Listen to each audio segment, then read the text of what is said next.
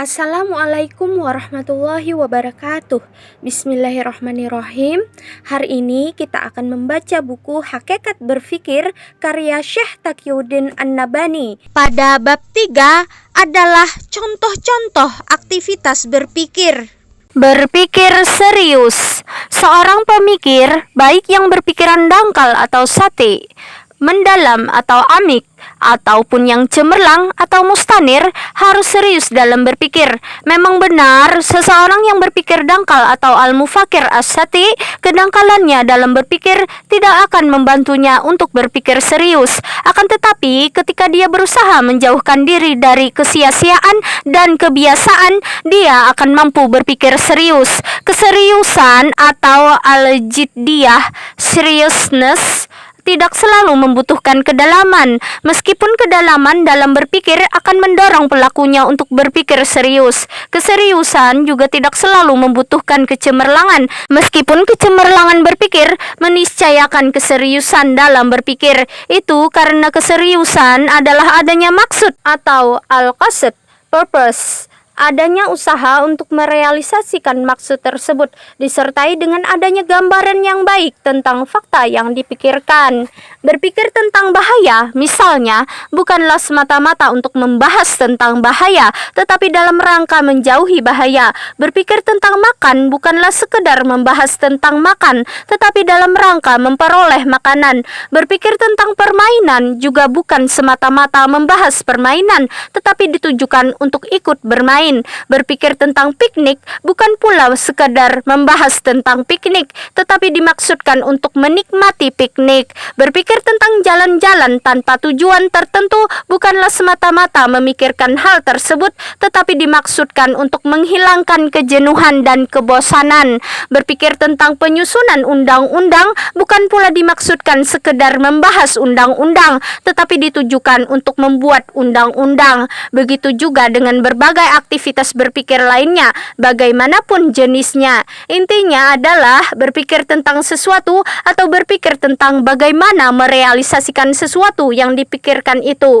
Berpikir tentang sesuatu mesti dimaksudkan untuk mengetahuinya. Sementara itu, berpikir tentang realisasi sesuatu tersebut harus ditujukan dalam rangka mewujudkannya. Dalam dua keadaan tersebut, yakni berpikir tentang sesuatu dan realisasinya, tidak boleh ada kesia-siaan. Keterbiasaan atau rutinitas berpikir juga tidak boleh mendominasi seseorang ketika ia berpikir tentang sesuatu atau tentang bagaimana merealisasikan sesuatu itu. Jika seorang pemikir telah berhasil menjauhkan kesia-siaan dan rutinitas dalam berpikirnya, berarti dia telah berhasil mewujudkan proses berpikir yang serius. Pada saat demikian, akan mudah baginya, meskipun bukan sebuah kepastian, untuk mewujudkan tujuan dan berupaya merealisasikan tujuan itu. Lebih dari itu, juga akan mudah baginya, bahkan akan pasti baginya untuk mewujudkan gambaran tentang fakta yang ditujunya atau fakta yang dipikirkannya. Berdasarkan penjelasan di atas, keseriusan adalah mungkin dilakukan baik dalam berpikir dangkal atau sati, mendalam atau amik, ataupun cemerlang atau mustanir. Memang secara mendasar dalam berpikir mendalam dan berpikir yang cemerlang lebih memungkinkan ditemukan keseriusan di dalamnya. Tetapi keseriusan tidak selalu terdapat pada proses berpikir.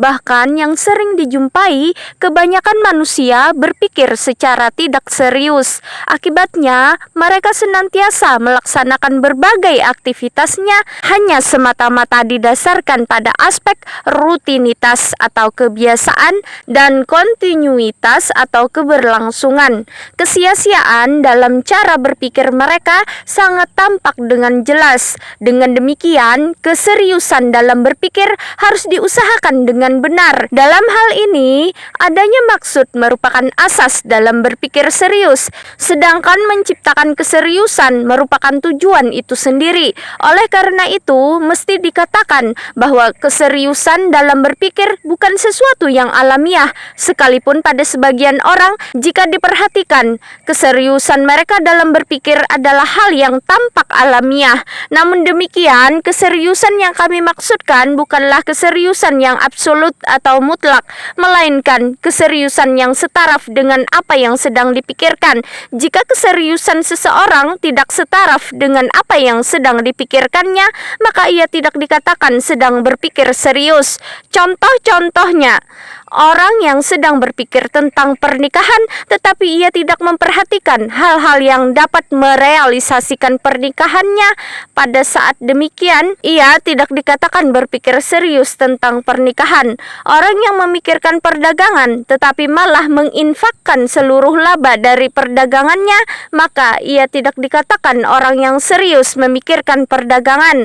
Orang yang berpikir ingin menjadi hakim tetapi tidak berusaha kecuali berusaha menjadi pegawai di kantor pengadilan juga tidak bisa dipandang orang yang berpikir serius ingin menjadi hakim tetapi hanya serius untuk menjadi pegawai. Demikian pula seseorang yang berpikir agar bisa memberi makan keluarganya tetapi malah bermain-main dan berkeliling di pasar tanpa usaha. Pada saat demikian, ia pun tidak dianggap sebagai orang yang serius dalam memikirkan nafkah keluarganya.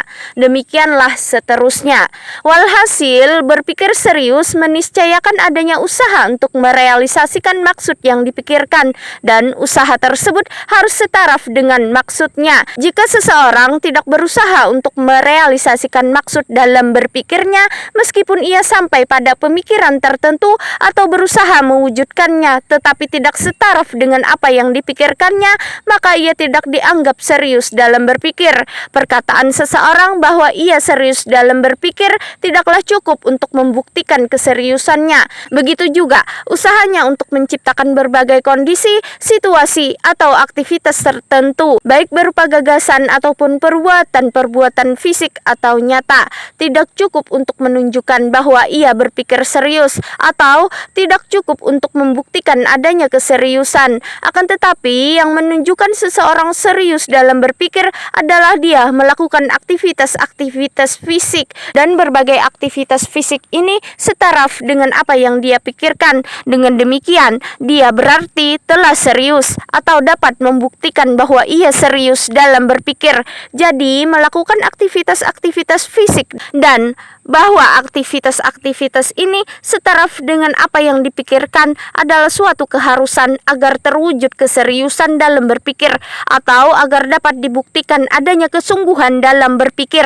Berbagai umat dan bangsa yang merosot, individu-individu yang malas, orang-orang yang tidak mau menanggung berbagai risiko, orang-orang yang didominasi rasa malu, rasa takut atau tergantung kepada yang lain, semuanya tidak serius dalam apa yang mereka pikirkan. Hal itu dikarenakan kemerosotan akan mendorong seseorang untuk menginginkan yang mudah-mudah sehingga dia enggan mengupayakan hal-hal yang lebih berat dan sulit, sedang kemalasan bertentangan dengan keseriusan dan ketidakmauan menanggung resiko akan memalingkan seseorang dari keseriusan, sementara rasa malu, takut, dan ketergantungan kepada yang lain juga akan menghalangi seseorang dari keseriusan.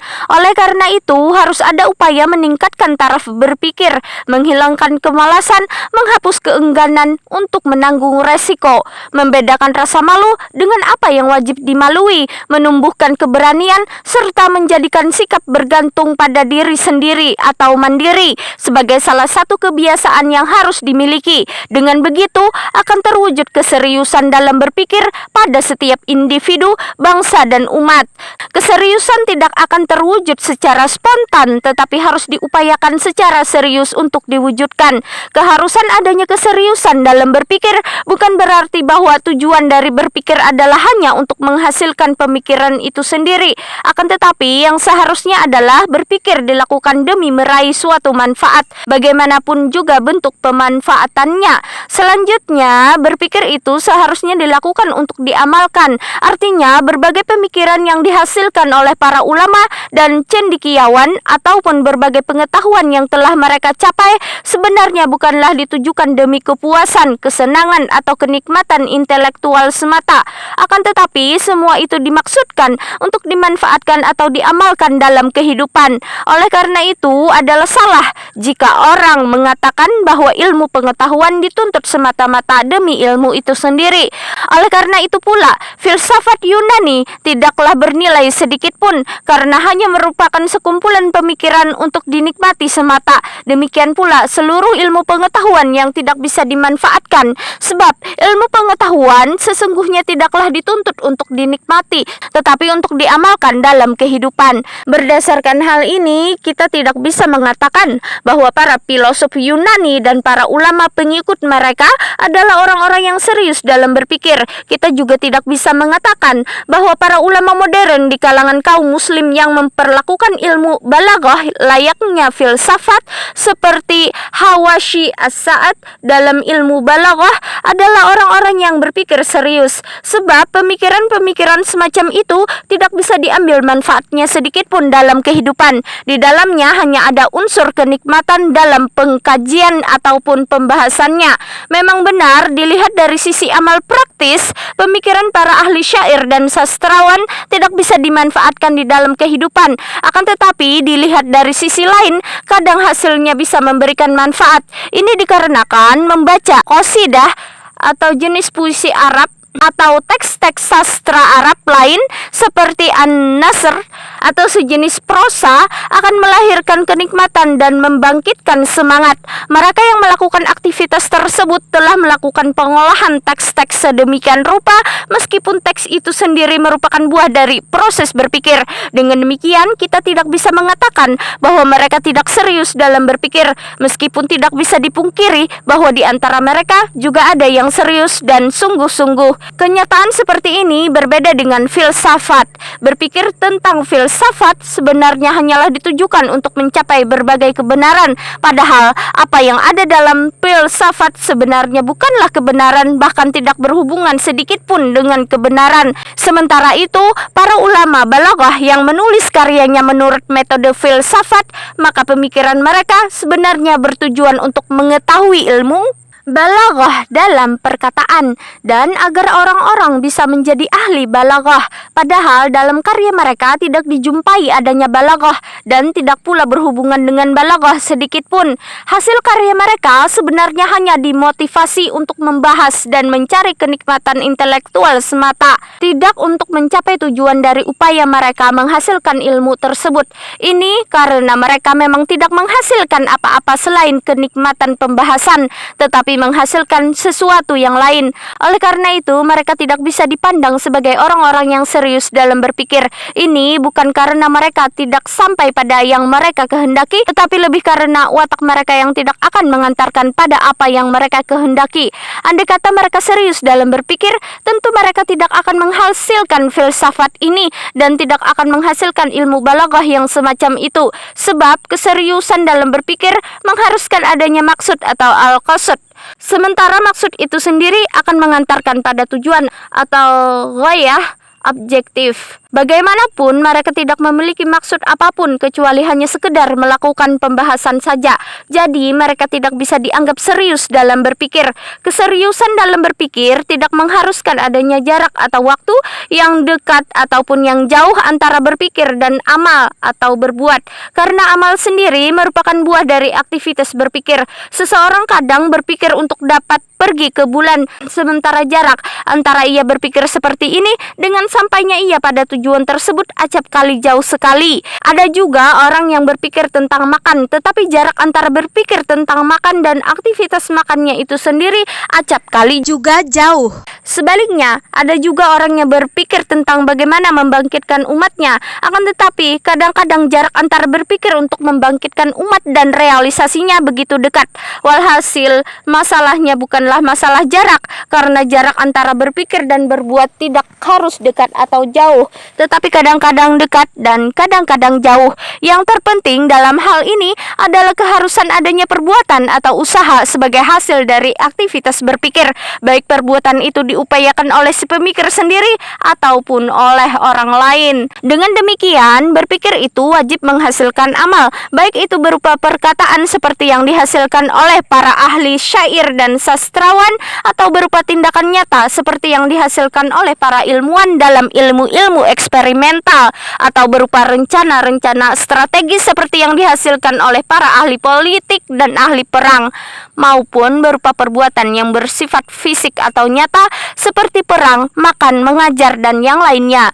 Berdasarkan paparan di atas, untuk dapat menghasilkan buah dari apa yang sedang dipikirkan, berpikir mesti dilakukan dengan serius, baik buah tersebut nantinya benar-benar dapat diperoleh atau malah gagal diraih sama sekali. Keseriusan merupakan faktor yang harus ada dalam aktivitas berpikir. Tanpa keseriusan, aktivitas berpikir hanya akan menjadi sia-sia dan main-main belaka, atau hanya menjadi rutinitas yang dilakukan terus-menerus karena adanya dominasi adat dan kebiasaan. Rutinitas berpikir semacam itu hanya akan menjadikan seorang pemikir menganggap baik kehidupan yang dijalaninya. Lebih dari itu, cara berpikir seperti itu akan menjauhkan benak manusia dari setiap gagasan tentang perubahan atau setiap upaya untuk berpikir tentang perubahan. Demikian pembacaan buku Hakikat Berpikir karya Syekh Taqiyuddin An-Nabhani pada hari ini. Kita lanjutkan pada hari berikutnya. Semoga bermanfaat. Wassalamualaikum warahmatullahi wabarakatuh.